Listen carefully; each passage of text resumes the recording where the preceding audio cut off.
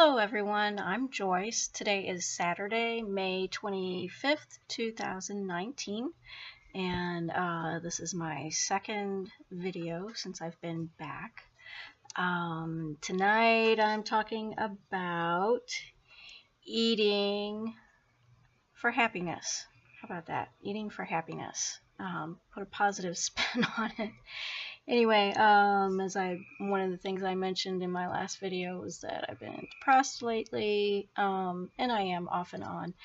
And anyway, I've been struggling with motivation and focus for quite a while, probably could be a couple years, I guess, at least. Anyway, so I did a little bit of research yesterday regarding food that can help with good moods. So brain health, food to heal your brain. Anyway, that's not what I meant, but food for your good mood. And I found a few sites that had what appeared to be some good suggestions, but I looked, I consolidated them a bit, and in general, nuts and seeds really high on the list, and walnuts in particular. Those were mentioned a lot, and I am not going to be mentioning the specifics like the particular vitamins or anything for any of this, so I'm just going to put links in the description below. Fish also figured very high, in particular salmon. I guess I'm vegan right now, except for fish. I do eat fish. There are nutrients that I cannot get from anything but animal products, and I was still eating fish, and fish is really, really good anyway. I think in particular it was omega-3s. But there were other things too, for fatty acids, I think. I'm just getting to the nuts and bolts of it. Also, dark leafy greens was mentioned a whole lot, in particular spinach. But lots of leafy greens are dark. I mean, spinach, kale, green leaf lettuce, you know, that kind of thing. So those were the big ones. Nuts and seeds, walnuts in particular, fish, salmon in particular. Actually, wild-caught salmon has even more of those nutrients, I think, omega-3s, than farmed salmon. And dark leafy greens, spinach in particular. Beans and legumes, or legumes, depending on how you like to pronounce it, also figured pretty high on the lists, and avocado was mentioned several times. So all foods that I like to eat. So I will be paying particular attention to those kinds of foods to hopefully boost my mood, help with my motivation and focus in particular.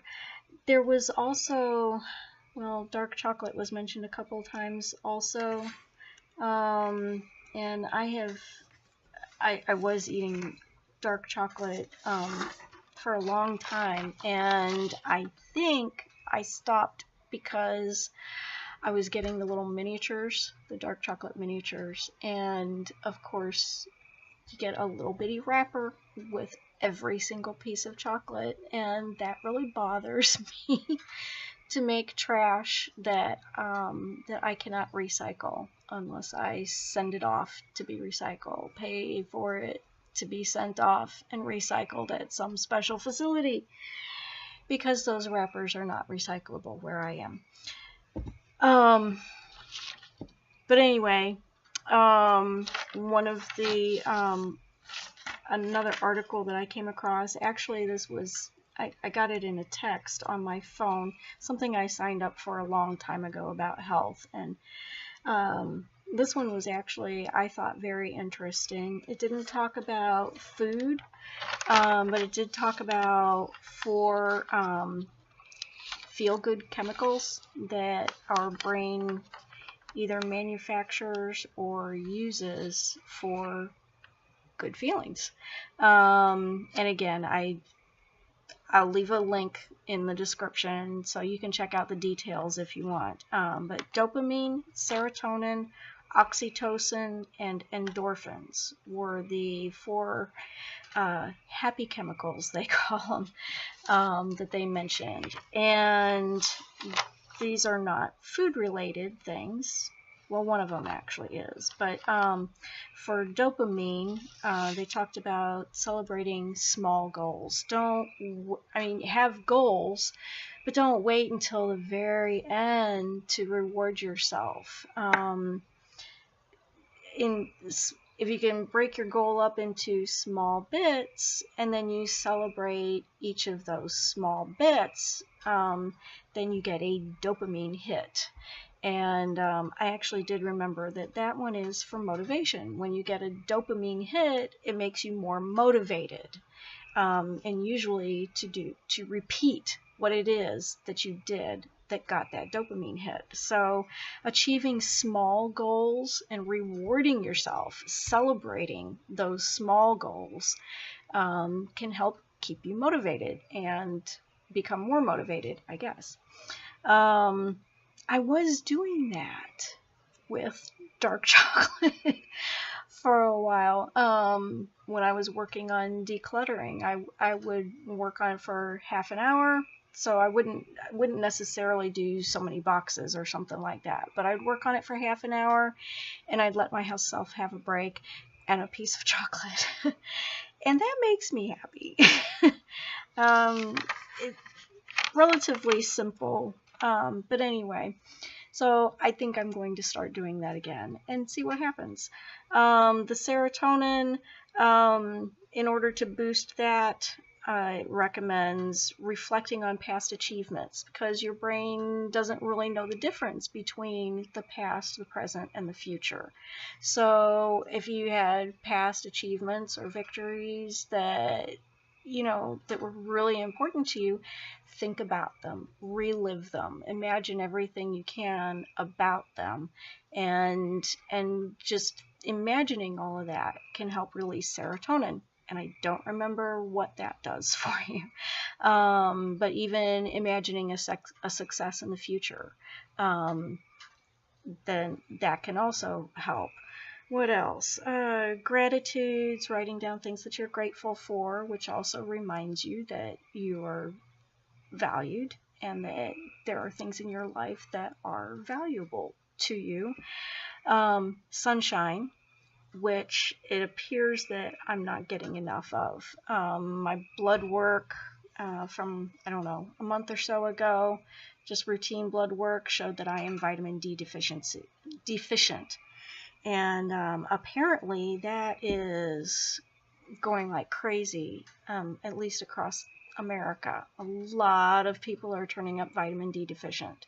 So maybe we're using sunscreen too much. Maybe we're staying inside too much. I don't know. So 20 minutes of sun a day, I can do that without sunscreen. Not a big deal. I'm not going to burn in 20 minutes here and there. I've been eating my breakfast out on the deck, which of course I can do now that it's warm. The oxytocin, orgasms make oxytocin. Hugs can also make oxytocin. 8 per day is the recommendation. 8 hugs per day. And I think I read somewhere that something about the duration too. Like it should last, I don't know, at least 30 seconds or 3 minutes. I don't remember what, but maybe it's mentioned in this article. I should check it out again. Even small gifts. People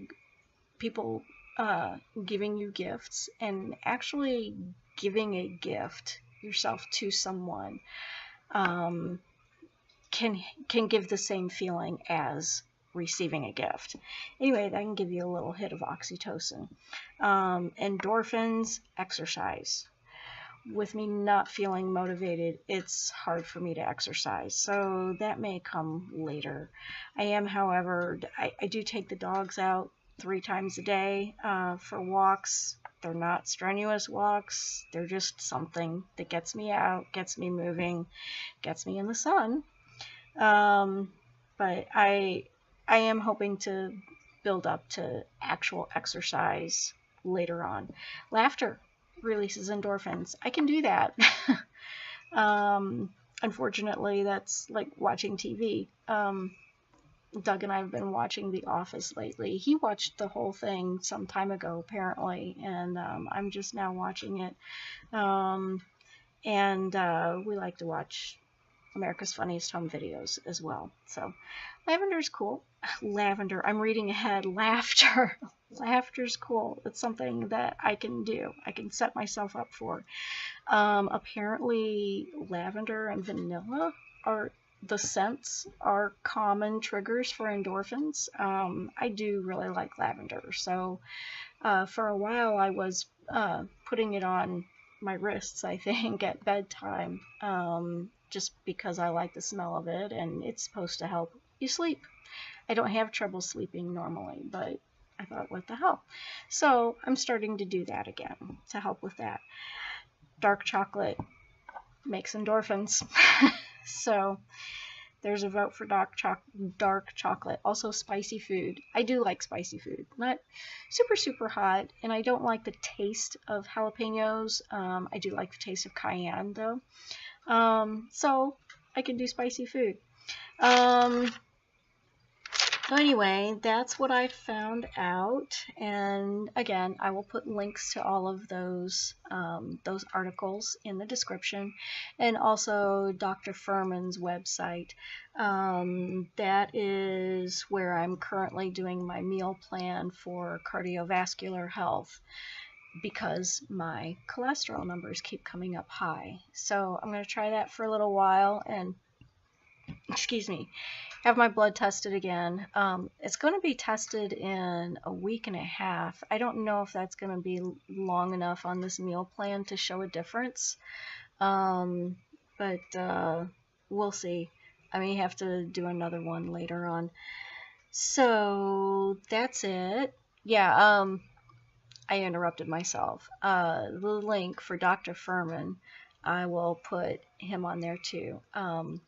Just the main website, and there's a tab for recipes on there. The meal plan that I'm following is only for members. Only members can access that, but you can access all the other recipes, and you can look at them by category, and you can search for specific recipes or ingredients, things like that, if you like. So you can check that out. That is it for tonight. I will talk to you guys later. Bye-bye.